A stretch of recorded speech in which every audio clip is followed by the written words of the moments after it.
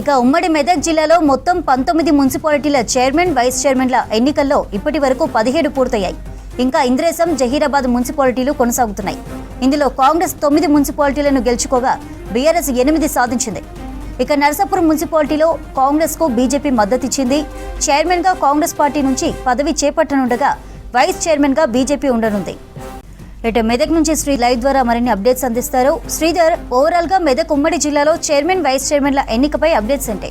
19 మున్సిపాలిటీల్లో chairman vice చైర్మన్ల ఎన్నిక కోసం ఈరోజు 17 వాటికి పూర్తయింది. ఇంకో 2 మున్సిపల్ పెండింగ్ పడింది. సో ప్రత్యేకించి వీటిల్లో అయితే జైరాబాద్, ఇంద్రేశం ఈ 2 మున్సిపాలిటీల్లో ప్రస్తుతం ఈ ఎన్నిక పెండింగ్ ఉంది. జైరాబాద్లో అయితే కాంగ్రెస్ అభ్యర్థులు కాంగ్రెస్ వార్డు కౌన్సిలర్లు రాకపోవడం, తర్వాత ఇటు ఇంద్రేశంలో బీఆర్ఎస్ కౌన్సిలర్ రాకపోవడం, అంటే ఇక్కడ 2 పార్టీల్లో కూడా 2 మున్సిపాలిటీల్లో కూడా సరైన కోరం లేక ఈ ఎన్నిక వాయిదా పడింది. మిగతా మొత్తం 19 మున్సిపాలిటీల్లో ఈ 17 మున్సిపాలిటీలు మాత్రం ఇప్పటికే పూర్తయింది. సో చాలా చోట్ల కొన్ని వివాదాస్పదమైనటువంటి కలయికలు కూడా జరిగినాయి. ప్రత్యేకించి ఇటు పటాన్చెరు నియోజకవర్గంలోని ఇస్నాపూర్లో అయితే MP Raghunandan Rao, BJP MP Raghunandan Rao, ఇటు బీఆర్ఎస్ ఎమ్మెల్యే అయితే గూడెం మైపాల్ రెడ్డి ఇద్దరూ కలిసి ఇస్నాపూర్లో ఓటేసి అక్కడ సరైన మెజార్టీ లేకపోయినప్పటికీ అక్కడ అయితే బీఆర్ఎస్ని మున్సిపల్ పీఠాన్ని కైవసం చేసుకునే పరిస్థితి తీసుకొచ్చారు. అక్కడ కాంగ్రెస్ తో పాటు ఇండిపెండెన్స్ అక్కడ మద్దతు ఉన్నప్పటికీ కూడా అక్కడ కాంగ్రెస్ మున్సిపల్ పీఠాన్ని కోల్పోవాల్సిన పరిస్థితి ఏర్పడింది.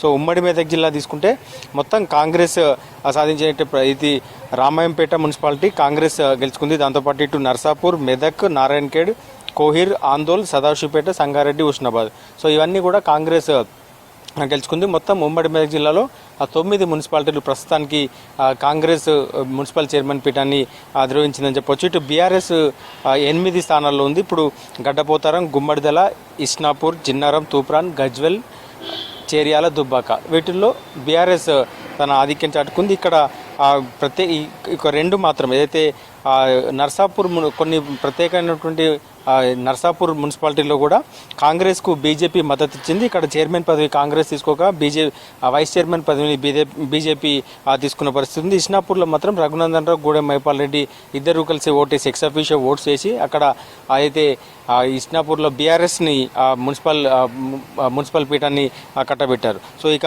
మిగిలిన మొత్తం ఈ 17 మున్సిపాలిటీలు తీసుకుంటే ఎవరైతే ప్రత్యేకించి ఇటు కాంగ్రెస్ చేజిక్కించుకున్నటువంటి మున్సిపల్ చైర్మన్లు తీసుకుంటే సంగారెడ్డి చైర్మన్ కూన వనిత, వైస్ చైర్మన్గా షేక్ షఫీ హఫీజ్ ఇద్దరు కూడా కాంగ్రెస్ అభ్యర్థులు.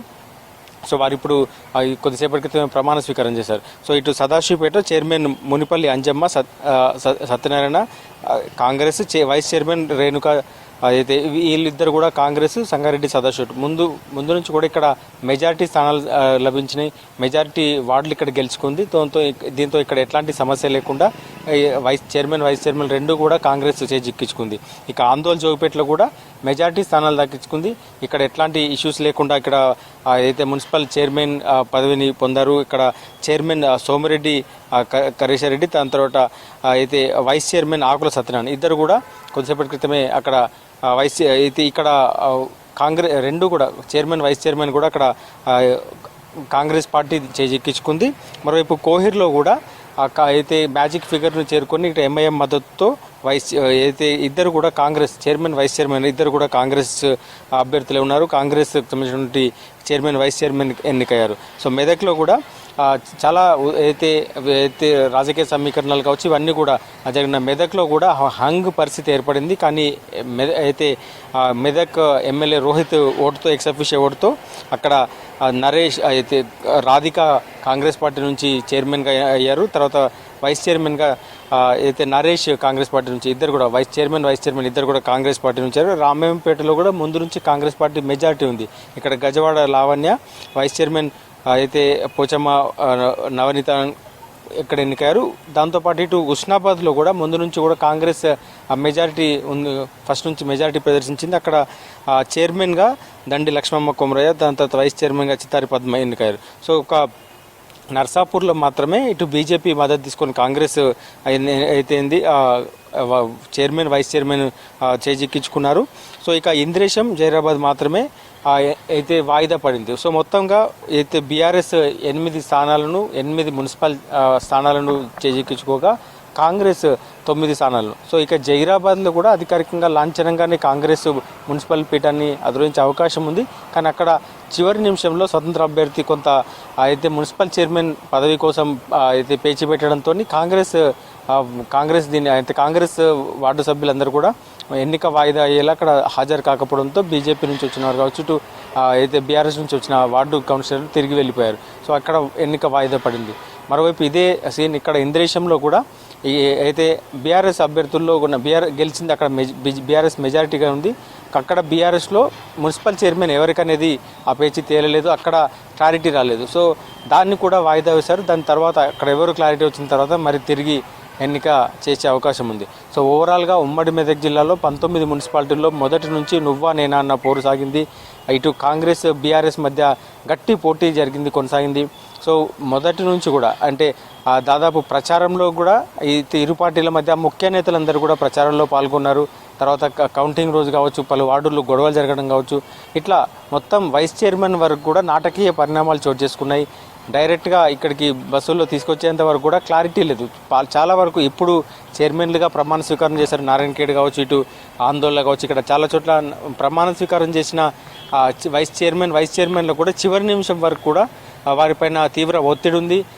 తమకు కావాలంటూ కూడా వార్డు సభ్యులు చాలా వరకు డిమాండ్స్ పెట్టారు. ఈ నేపథ్యంలోనే ముఖ్య నేతలందరూ కూడా వారిని ఒప్పించి బస్సులో తీసుకొచ్చి ఇక్కడ చివరి నిమిషం వరకు కూడా నాటకీయ పరిణామాలు చోటు చేసుకున్నాయి. కానీ మొత్తం ఈ 19 మున్సిపాలిటీల్లో ఇస్నాపూర్ని మాత్రమే ప్రత్యేకంగా చెప్పుకోవచ్చు. ఇక్కడ వందలాది మంది పోలీసుల మధ్య ఇక్కడ ఈ చైర్మన్ వైస్ చైర్మన్ ఎన్నిక జరిగింది. ఒకే కారులో ఇటు అయితే బీజేపీ బీఆర్ఎస్ నేతలు అయితే ఎంపీ ఎమ్మెల్యేలు ఇద్దరు కలిసి వచ్చి తర్వాత ఇండిపెండెంట్ అభ్యర్థులు కావచ్చు, కాంగ్రెస్లో గెలిచిన వారిని కూడా తీసుకొచ్చి అక్కడ అయితే నీలం మధు అక్కడ అయితే మున్సిపల్ చైర్మన్ స్థానాన్ని ఆశించారు. అక్కడ నీలం మధు భార్య కవిత అక్కడ పోటీ చేసి గెలిచింది. సో ఆయనను వీలైనంత వరకు అక్కడ మున్సిపల్ చైర్మన్ కాకుండా అడ్డుకునే ప్రయత్నం చేసిండ్రు. చివరి నిమిషం వరకు కూడా అక్కడ బీజేపీ ఓట్ను కూడా ఎక్స్ అఫీషియో ఓట్ను కూడా వాడుకొని అక్కడ ఈ ఇస్నాపూర్లో ఒక్క బీజేపీ అభ్యర్థి కూడా గెలవలేదు. కానీ బీజేపీ ఎక్స్ అఫీషియో ఓట్ని అంటే ఎంపీ ఓట్ని అక్కడ వాడుకొని ఇటు ఎమ్మెల్యే ఓట్ని వాడుకొని అక్కడ మున్సిపల్ చైర్మన్ పదవిని వైస్ చైర్మన్ పదవిని కూడా బీఆర్ఎస్ కైవసం చేసుకుంది. సో దీనికి బదులుగా ఇక్కడ ఇతర ఇంద్రేశంలో వైస్ చైర్మన్ పదవి అడిగే అవకాశం ఉంది అని కూడా చర్చ జరుగుతోంది. అయితే బీజేపీ నుంచి గెలిచిన అభ్యర్థులు కావచ్చు, ఇక్కడ ఇతర ప్రాంతాల్లో వైస్ చైర్మన్ పదవి అడిగే అవకాశం ఉందని కూడా చర్చ జరుగుతుంది. సో ఓవరాల్గా ఉమ్మడి మెదక్ జిల్లాలో మొత్తం అయితే చైర్మన్ల ఎన్నిక ప్రక్రియ దాదాపుగా ముగిసింది. 2 మాత్రమే పెండింగ్ ఉన్నాయి, ఇటు ఇంద్రేశం జైరాబాద్. సో వాటికి సంబంధించిన కూడా ఇంకా అయితే క్యాంపుల్లో ముఖ్య నేతలు కావచ్చు, ఇటు వార్డుల సభ్యులందరినీ కూడా ఎవరికి వారు తమకు చైర్మన్ పదవి కావాలని పట్టుబడుతుందో వారిని ఒప్పించే ప్రయత్నం చేస్తున్నారు. దానిపైన కూడా రేపటి వరకు క్లారిటీ వచ్చే అవకాశం ఉందని కూడా చెప్తున్నారు.